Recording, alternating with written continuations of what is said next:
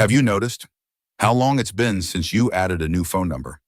Not calling anyone, no one calling, just doctors, banks, and those impersonal ad messages. Your phone's contact list still sits there with the same old names, and maybe some of them are no longer with us. It sounds like no big deal. But science shows each lost connection not replaced is like a vital thread snapping in your system. When your social circle shrinks, your brain can too. Life's rhythm slows, and your lifespan also starts to shorten, day by day. Worse yet, the habits quietly cutting your life short are often those small, repetitive things. 99% of older adults don't even see them.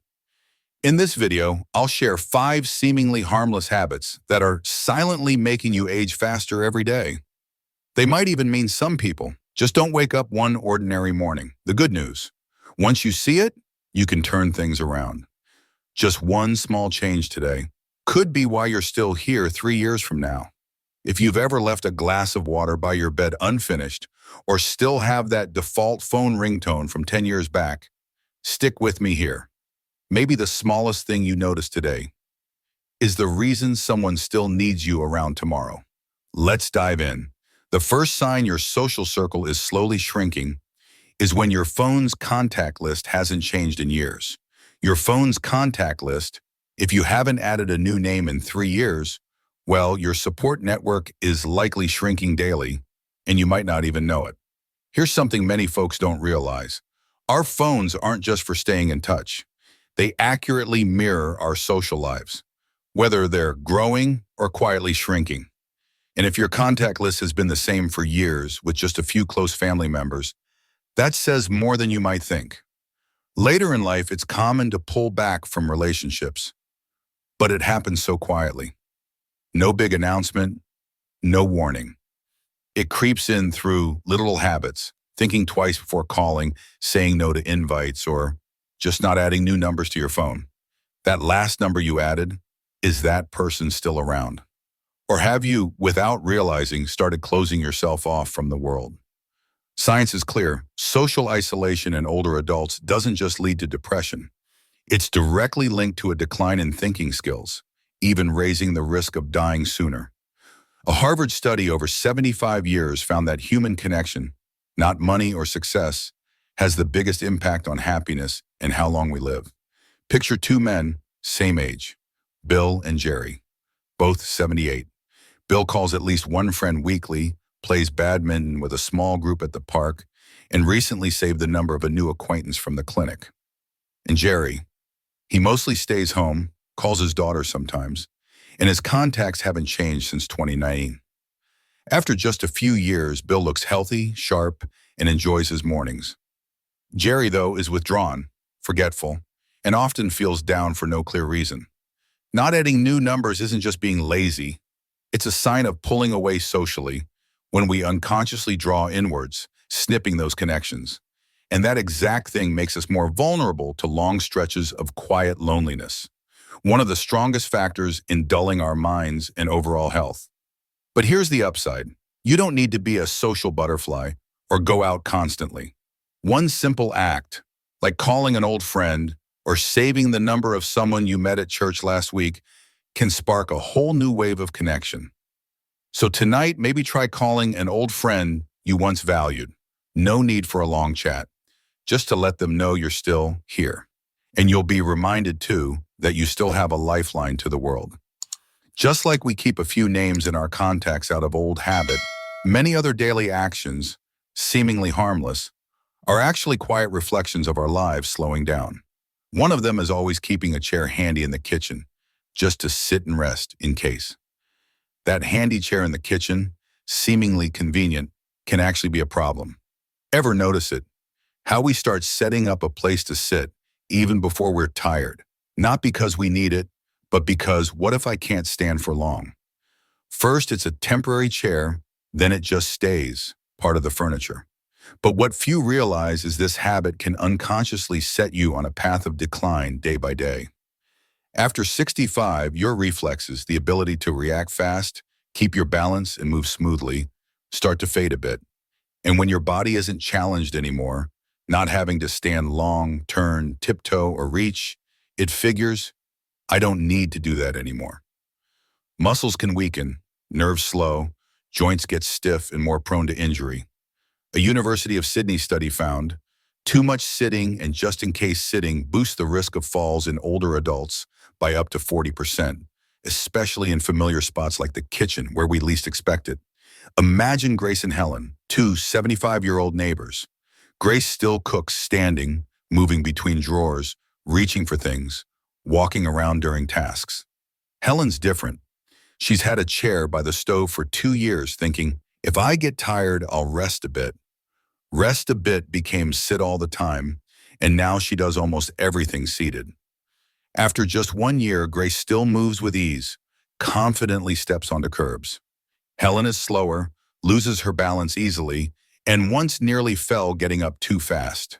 The issue isn't sitting itself, but how we let our bodies assume standing long is risky. Once the brain learns that, it stops sending strong signals to stay active. And that's when weakening speeds up without us noticing. So what to do? Don't toss the chair right away, but try moving it a bit further from your cooking spot. Each time in the kitchen, tell yourself, I'll stand for 5 minutes before sitting. Do this daily, adding a little more time, no rush, just be intentional.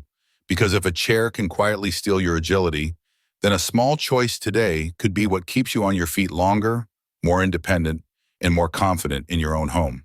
Many of us have another habit that seems totally fine, yet it says a lot about how we're gradually limiting our own adaptability.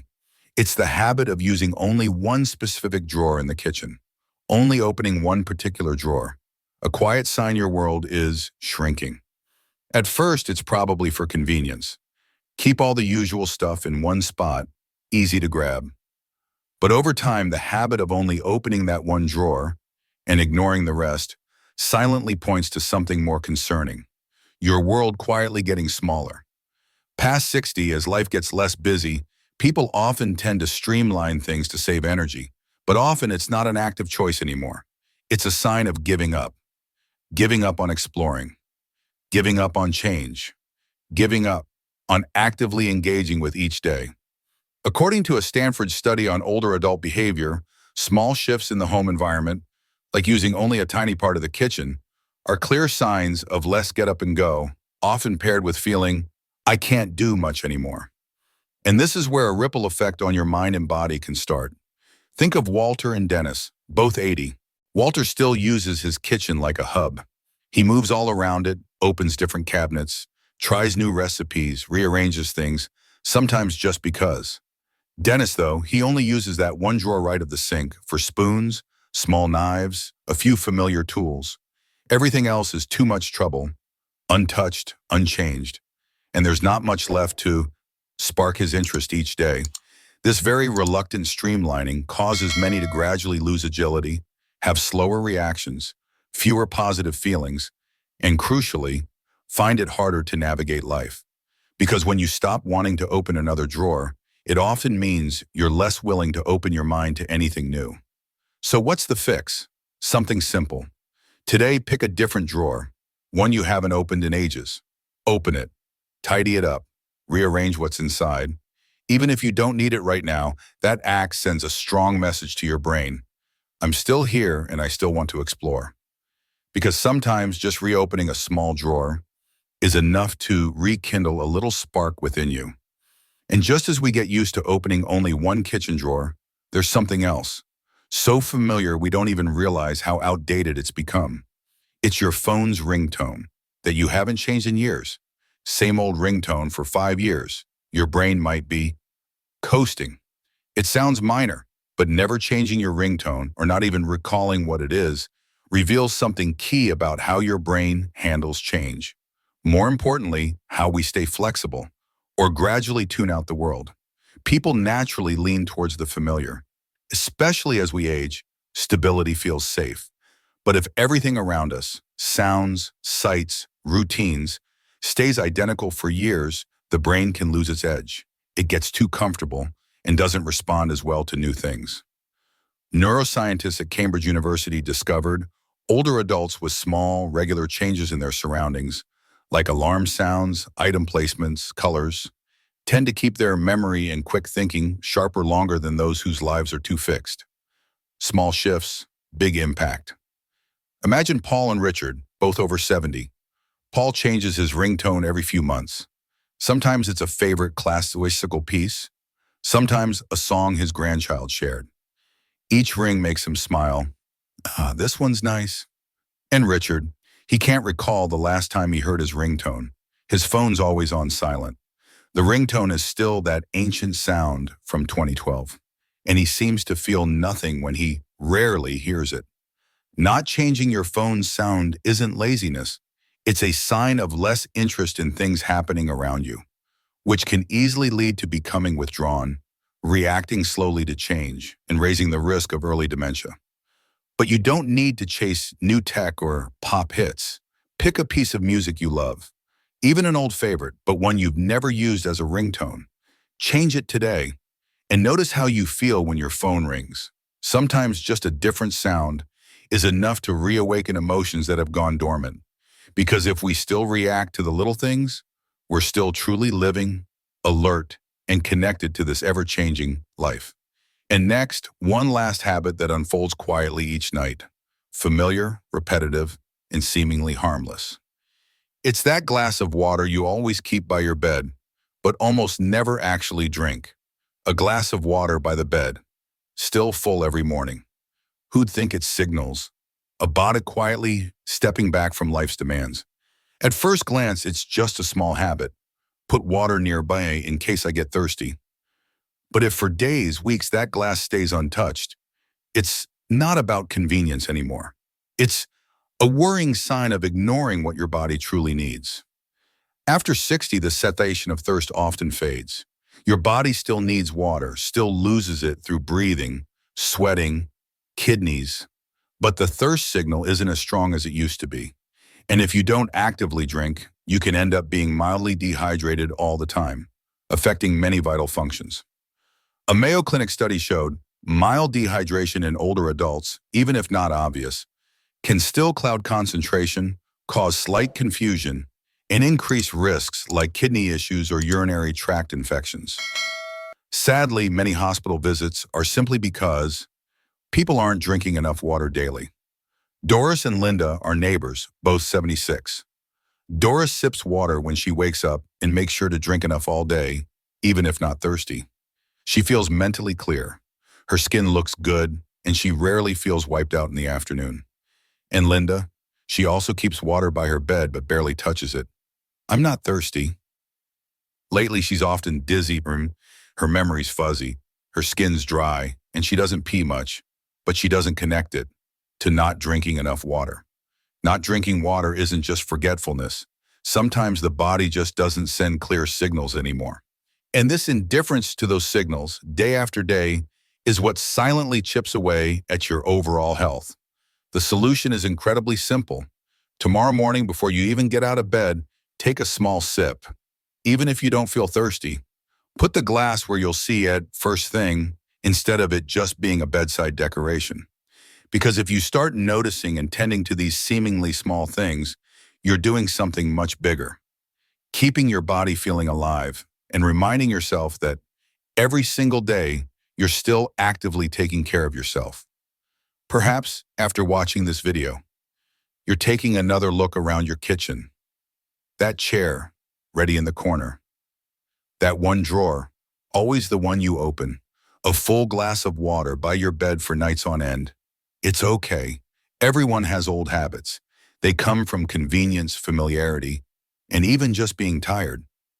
But the best part about this stage of life is you still get to choose to live differently, not to turn back the clock, but so each day still holds a little excitement, a little curiosity, a little calling a new friend, or just trying a new ringtone.